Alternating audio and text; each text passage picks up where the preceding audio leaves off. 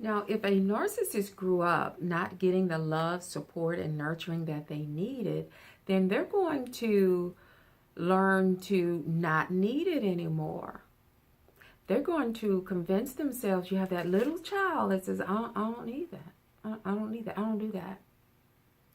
They're going to strive for perfection and for success.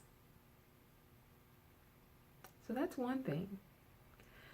They are...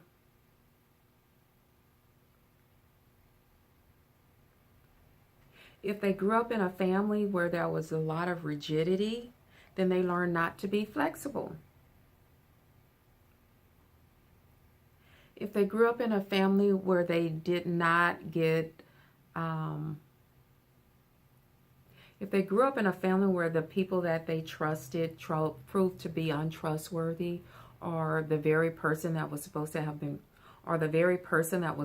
been, protecting them, hurt them, then they learn to not trust. If they grew up in a family where the standards were very, very high, the expectations were unrealistically high, where nobody could be that perfect, then they grew up believing that they weren't enough. And they have to try, but they're never enough.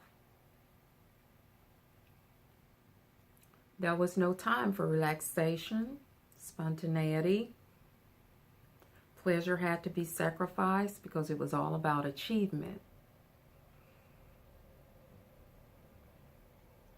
And if they grew up hearing how bad they were, how horrible they were, how they're never going to mount up to anything, or any of those other horrific verbally abusive behaviors that might go from the environment to the child, then they grew up with a sense of shame, being broken, being bad, being defective, that type of thing.